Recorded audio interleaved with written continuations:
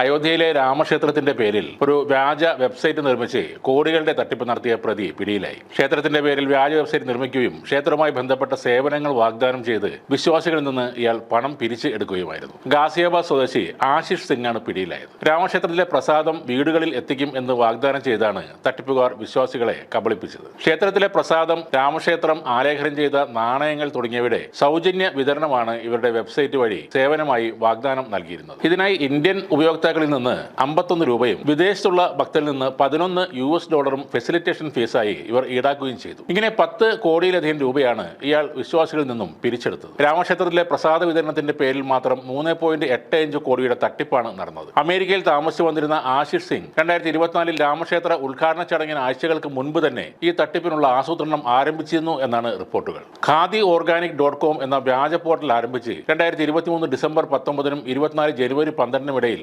6.3 ലക്ഷത്തിലധികം ഭക്തരിൽ നിന്ന് ഇയാൾ ഓർഡറുകൾ സ്വീകരിക്കുകയായിരുന്നു. തട്ടിപ്പ് ശ്രദ്ധയിൽപ്പെട്ടതോടെ ശ്രീരാമ ജന്മഭൂമി ക്ഷേത്ര ട്രസ്റ്റ് അയോധ്യയിലെ സൈബർ ക്രൈം യൂണിറ്റിന് പരാതി നൽകി. Yes Bank, Paytm, PhonePe, MobiKwik, IDFC തുടങ്ങിയ ഗേറ്റ് വേകളിലൂടെയാണ് ഇയാൾ ഈ പണമെല്ലാം സ്വീകരിച്ചത്. IPC section 420, IT section act 66D, 1967 passport ആക്ടിലെ സെക്ഷൻ 12 എന്നിവ പ്രകാരം പോലീസ് കേസെടുത്തു. ഈ പ്രതിയിൽ നിന്ന് ലാപ്ടോപ്പ്, 2 ഐഫോണുകൾ, 13,970 രൂപ, US ഇന്ത്യൻ ID കാർഡുകൾ, ഡെബിറ്റ് കാർഡുകൾ, ഡ്രൈവിംഗ് ലൈസൻസ്, ഹെൽത്ത് കാർഡ് എന്നിവയും പോലീസ് കണ്ടെടുത്തിട്ടുണ്ട്. 3,72,520 ഇരകൾക്ക് പണം തിരികെ നൽകാനായെന്ന് അയോധ്യ പോലീസ് അറിയിച്ചു. 2.25 കോടി രൂപ തിരികെ നൽകിയെന്നും ബാക്കി 1.7 കോടി രൂപ വീണ്ടെടുക്കാനുള്ള ശ്രമം പുരോഗമിക്കുകയാണെന്നും പോലീസ് അറിയിച്ചിട്ടുണ്ട്. ആളുകൾ ഏറ്റവും കൂടുതൽ പണം നഷ്ടപ്പെടുത്തുന്നത് പ്രധാനമായും 2 തരം തട്ടിപ്പിൽ കുടുങ്ങിയിട്ടാണ്. അതിൽ ഒന്നാമത്തേത് ലൈംഗികത തന്നെയാണ്. വ്യാജ ആപ്പുകൾ വഴിയും വ്യാജ ചിത്രങ്ങൾ കാണിച്ചും കോടിക്കണക്കിന് രൂപ തട്ടിപ്പ് സംഘങ്ങൾ ഇങ്ങനെ നേടിയിട്ടുണ്ട്. പലപ്പോഴും നാണക്കേട് മൂലം പലരും പുറത്തു പറയാനോ പരാതി നൽകാനോ തയ്യാറാകില്ല. അതുതന്നെയാണ് ഇത്തരം തട്ടിപ്പുകാർക്ക്